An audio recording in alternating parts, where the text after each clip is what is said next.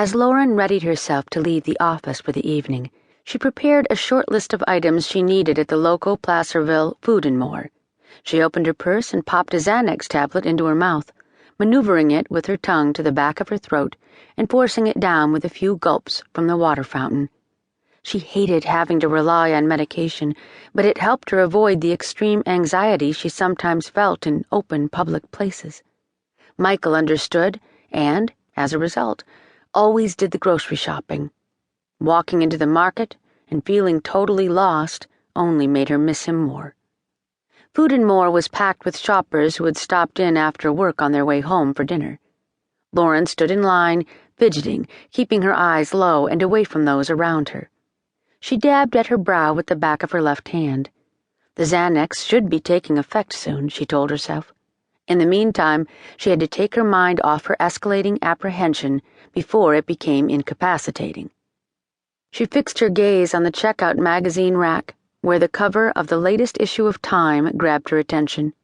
The large photo showed a haggard young woman whom the caption identified as Brittany Harding, with the bold headline, "False Accusations or Not." Lauren picked up the magazine and thumbed to the article. She recalled this case dominating the local headlines a year or two ago. A prominent surgeon had been arrested for murder, yet it turned out that a psychotic acquaintance of his had actually committed the crime and framed him for it. Lauren remembered the case well because she had once referred a patient to the surgeon, Dr. Philip Madison. Though her patient's prior orthopedist had diagnosed psychogenic pain, commonly known as "it's all in your head," Lauren felt her patient required a more comprehensive workup. She made the referral, and Madison discovered a spinal tumor which he deftly removed 2 days later. She was glad to read that Harding's appeal had been denied. Madison was a good physician. "Damn shame about that, wasn't it?" Lauren looked up and noticed that the elderly woman in front of her was looking at the photo spread of Brittany Harding and Philip Madison. "I remember when that happened," the woman continued. "It's the lawyers. They're the problem."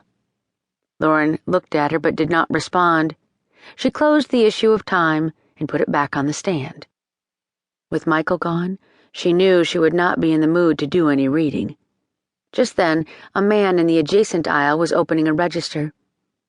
"I'll take the next person in line." Lauren moved her cart over, and the checker began to scan her items as a young female bagger popped open a plastic sack. "Chilly out there tonight, isn't it?" the man asked. Lauren forced herself to look at him, nodded, then looked away. Her heart began pounding, and she could feel a drop of perspiration course down her spine. "Cash, check, or—" "Cash." Lauren handed him a 20, avoiding eye contact, and pocketed the change. "Need help with that "I've got it," Lauren said, scooping up the sack and heading away from the mass of people. "Have a nice day," the man called after her. Lauren's agoraphobia had begun 4 years ago when her attempt at running her own practice had come to a screeching halt. A friend of hers, another psychologist who had moved to Placerville, California, several years earlier, had suggested the two of them form a partnership and go into practice together. Wanting desperately to get out from under the rigors of institutional care, Lauren had jumped at the idea.